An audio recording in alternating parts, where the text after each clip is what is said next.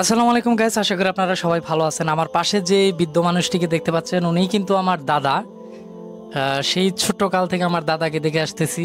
অনেকের দাদা কিন্তু এই সময়ে দুনিয়াতেও নাই, কিন্তু আল্লাহর অশেষ মেহেরবানিতে আমার যে দাদা উনি এখনো বেঁচে আছে আলহামদুলিল্লাহ।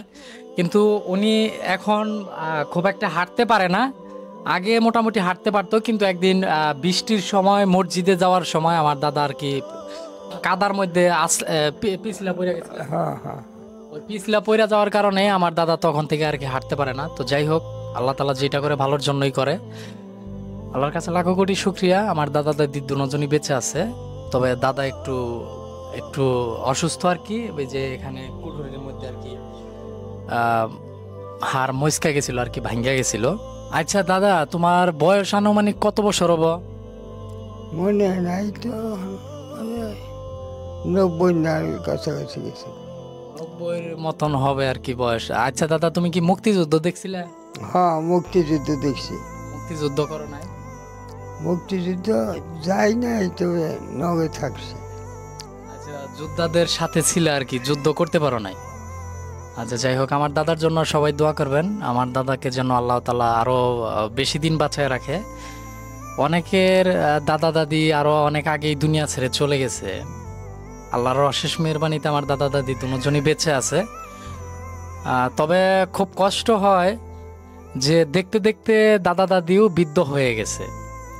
নিজের চোখেই দেখা আর কি। একটা সময় আমার দাদা খুব অনায়াসে হাঁটা চলা করতে পারতো, কিন্তু বড় দুঃখের বিষয় এখন হাঁটা চলা করতে পারে না। সবাই আমার দাদার জন্য দোয়া করবেন, সে যেন সুস্থ থাকে, তার যেন কখনো অসুস্থতা না হয়। এমনকি আমার দাদির জন্য দোয়া করবেন।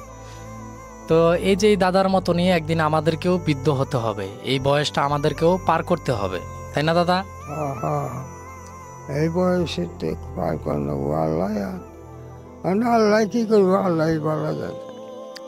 আসলে আমার দাদা আগে 5 ওয়াক্ত নামাজ মসজিদে গিয়েই পড়তো, কিন্তু এখন এই যে হাঁটা চলার সমস্যার কারণে বাড়িতেই নামাজ পড়তে হয়। হ্যাঁ, বাড়িতেই পড়ি। অন্য মসজিদে যাই নাই যা। মসজিদে গেলতে আমার খুব কষ্ট লাগে। আল্লাহ এখন আমাদের অসুখে ভালোছে। আসলে বয়সের সাথে সাথে সবকিছুই পরিবর্তন হয়ে যায়। তার ভিতরেও একটা আফসোস যে আজকে কয়েকটা বছর যাবৎ সে মসজিদে গিয়ে নামাজটা পড়তে পারে না। হাঁটা চলার কারণে এখন বাসায় বসেই নামাজ পড়তে হয়। তারপরেও সমস্যা নাই, ইনশাল্লাহ আমার দাদার জন্য সবাই দোয়া করবেন। আর সবাই যেহেতু আমার দাদাকে দেখতে চেয়েছিলেন, আপনাদের মাঝে তুলে ধরলাম আমার দাদাকে। যে যেখানেই থাকেন ভালো থাকেন, সুস্থ থাকেন। আল্লাহ হাফেজ।